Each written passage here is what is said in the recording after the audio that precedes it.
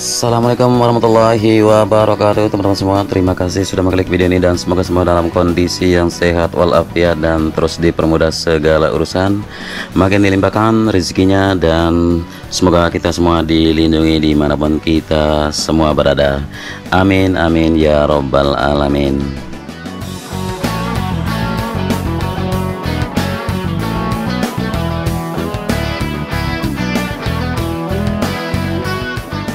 Ya, sembari kita melihat progres terkini atau terakhir dari sirkuit Mandalika untuk menjelang WSBK Indonesia di 2022, ternyata Mandalika masih pakai sebagian marsal dari Malaysia.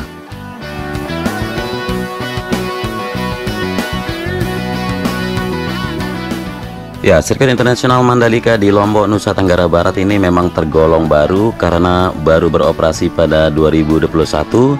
Tercatat baru dua balapan besar yang digelar di sini, yakni World Superbike WSBK di tahun 2021 dan MotoGP Indonesia di 2022 kemarin.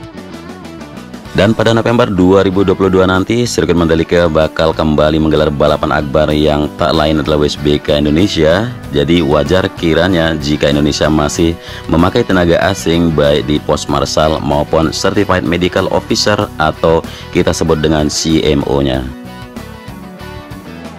Dan sebagian marsal di sirkuit Mandalika bahkan harus mengimpor dari Malaysia yang biasa bertugas di Sepang International Circuit atau SIC. Jadi adapun pada WSBK nanti ya masih ada tenaga marsal dari Malaysia yang diperbantukan khusus di Mandalika ini. Nah, kalau kalian bertanya kenapa sih kok masih pakai marsal dari Malaysia, jadi dengan penjelasan dari Direktur Utama MGPA Pak Priyandi Satria ya, kebetulan sampai saat ini sirkuit Mandalika ini belum memiliki petugas pit-in. Inilah yang diambil dari Sepang. Jadi kami masih dibantu marsal dari Malaysia di sisi pit-in, sebab untuk yang pit-in ini belum ada marsal Indonesia yang memiliki sertifikat. Dan kami tentu akan menyekolahkan marsal-marsal dari Indonesia yang bertugas di pit-in ini. Priyandi Satria menargetkan ya tahun depan 100% SDM di sirkuit Mandalika berasal dari Indonesia, meski semua itu memang butuh proses. Dan selain itu, MGPA juga ingin menyekolahkan tenaga medis agar menjadi Certified Medical Officer atau CMO, sebab Indonesia baru memiliki satu Medical Officer yang bersertifikat. Nah, kami juga ingin memperbanyak CMO sebab baru satu tenaga medis Indonesia yang tersertifikasi untuk menangani balapan.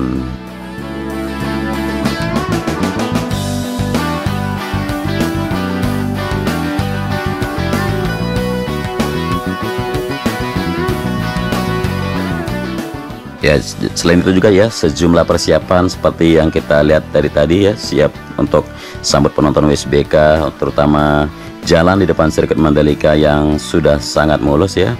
Nah, ini semua dari Kementerian Pekerjaan Umum dan Perumahan Rakyat atau PUPR sudah merampungkan pengerjaan pembangunan jalan 2 jalur di depan sirkuit Mandalika Kuta Lombok, Nusa Tenggara Barat. Dan adapun ruas jalan dari Kuta menuju Keruak sepanjang 5,3 km yang dibangun 2 jalur dengan 4 lajur tersebut, konstruksinya sudah 100% dan siap digunakan saat perhelatan World Superbike Mandalika pada 11-13 November mendatang.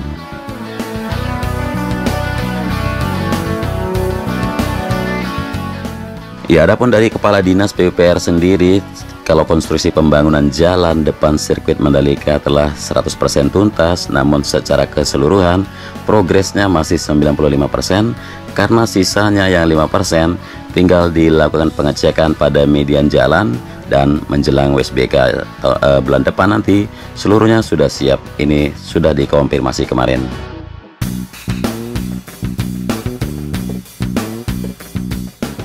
Ya, beberapa titik yang kita lihat seperti yang pertama itu penataan koridor dan pengendali banjir juga sudah tuntas.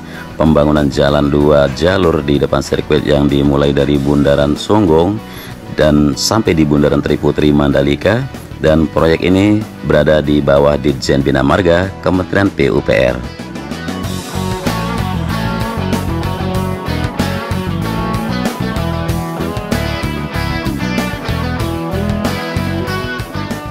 Dan selain itu ya, kalau proyek penataan koridor jalan di kawasan Mandalika di bawah Ditjen Cipta Karya juga sudah tuntas.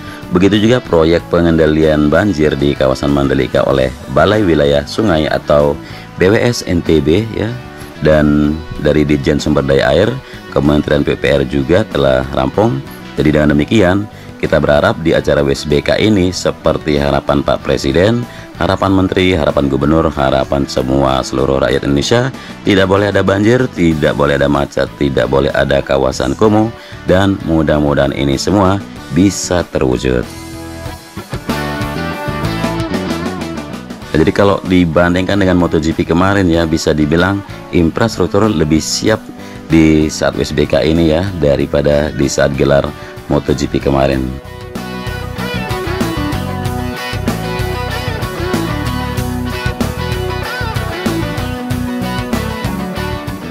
Nah, jadi buat teman-teman semua ya, tunggu apa lagi?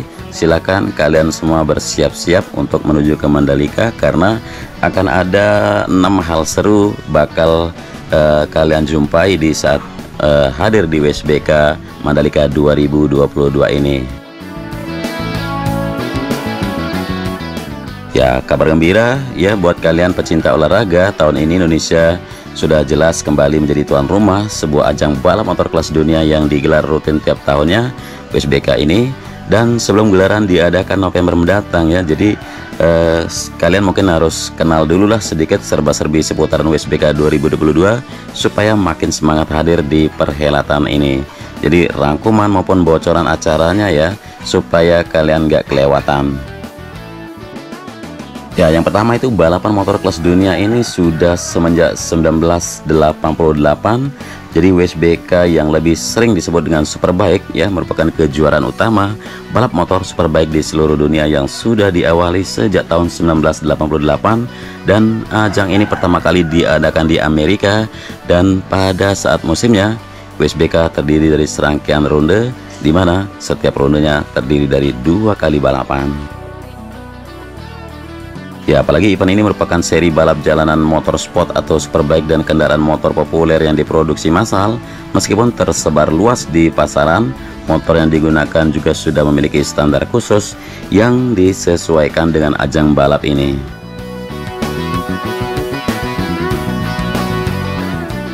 Ya, jadi mulai dari bobot kendaraan sampai dengan kapasitas mesinnya ya teman-teman. Lalu yang ketiga itu ada deretan rider yang siap balapan di sirkuit Mandalika ya, seperti Toprak Razgat ya, yang hingga sesi di Prancis pada tengah September lalu ya masih memimpin puncak klasmen WSBK 2022, akan kembali unjuk gigi menampilkan performa terbaiknya di Lombok nanti. Dan Toprak juga siap berhadapan dengan para pembalap lain yang akan berusaha bersaing menaklukkan sirkuit Mandalika seperti Alvaro Bautista, Jonathan Rea, Michael Ruben Rinaldi, Andrea Losatelli, dan ada 22 kontestan lainnya juga. Jadi persaingan yang ketat dan sangat mendebarkan.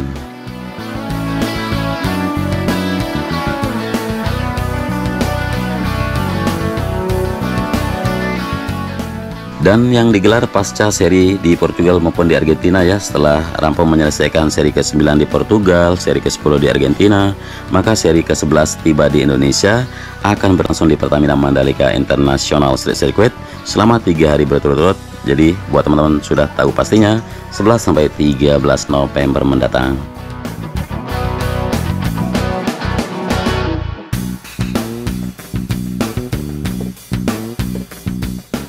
Nah, di sisi lainnya ada pembelian tiket yang mudah dengan diskon menarik juga. Jadi sebagai tuan rumah, Lombok menawarkan harga tiket yang ramah di kantong untuk para penontonnya. Tiket WSBK sendiri sudah kita jelaskan di beberapa video kemarin. Sejumlah kategori dari General Admission, Regular Grandstand, Premium Grandstand, sampai yang Premier Class.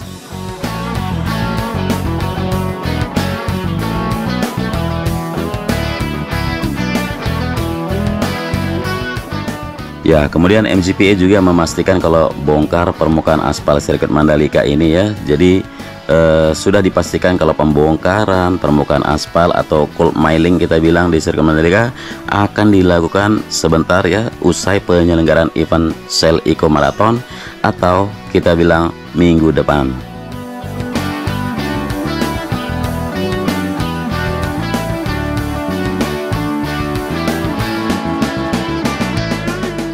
Dan kemudian selanjutnya akan dilakukan pengaspalan kembali ya, dilakukan oleh PT PP selaku kontraktor bekerja sama dengan Dromo sebagai konsultan, dan Direktur Utama MGPA juga telah mengatakan kalau target selesai pembongkaran maupun pengaspalan ulang yakni pada akhir bulan Oktober ini. Jadi setelah Eco Marathon baru dikupas dan langsung diaspal dengan target selesai pada akhir bulan Oktober.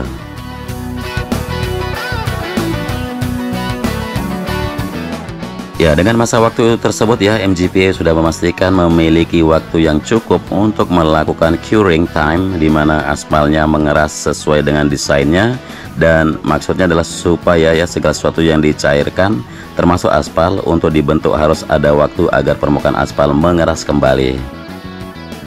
Ya, jadi kita akan tunggu ya minggu depan teman-teman, karena besok pagi ini sudah mulai dengan acara Eco Marathon. Jadi untuk pengupasan pengaspalan itu minggu depan dimulai, dan hal ini supaya dipakai saat WSBK 2022 pada November mendatang dengan kondisi aspal tersebut sudah normal kembali. Nah, sementara itu untuk pengecatan sendiri bakal dilakukan usai pengaspalan track circuit sudah mulai mengeras. Nah, pengaspalan sendiri ya dimulai dari titik nol, yang dimana mulai mengaspal sampai balik lagi di tikun yang ke-17 sampai garis finish, dan selanjutnya sudah bisa maju untuk pengaspalan berikutnya.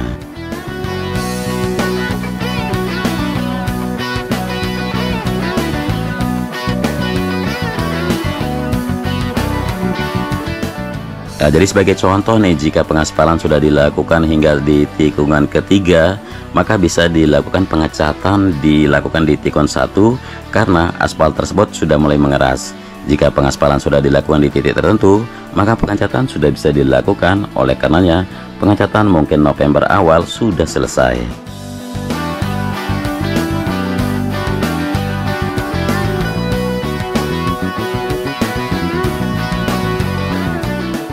Nah, jadi sport tourism atau olahraga wisata ini yang difokuskan untuk persiapan ITDC untuk WSBK, dan tourism sport atau sport tourism ini merupakan tren pariwisata baru yang memiliki pasar cukup besar ya. Potensi pertumbuhan sport tourism diperkirakan bisa mencapai hampir ya 18,7 triliun rupiah sampai di tahun 2024 nanti. Nah, kita melihat sport tourism memiliki karakter berkelanjutan karena berkembang sesuai dengan gaya hidup dan bisa menarik repeat visitor atau kembali lagi pengunjungnya. Jadi TDC ini menangkap peluang besar dengan sport tourism, dan karena siap ikut mengembangkan sport tourism ini di Indonesia melalui penyelenggaraan berbagai sport event di destinasi pariwisata yang dikelola oleh Direktur Utama ITDC Ari Respati. Dan juga telah disampaikan kalau kawasan The Mandalika ini dikelola oleh ITDC secara memiliki landscape terdiri dari bukit, pantai, laut, dan didukung fasilitas kawasan yang lengkap, sehingga potensi untuk penyelenggaraan berbagai jenis sport event seperti lari, bersepeda maupun surfing dan sebagainya sudah siap dilakukan semua di Mandalika area ini.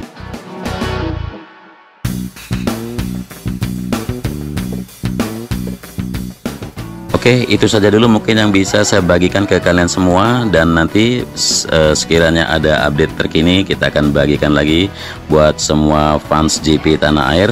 Dan kurang lebihnya dari narasi maupun visual, mohon maaf yang sebesar-besarnya. Kalau kalian suka videonya silahkan di like dan di share ke yang lainnya.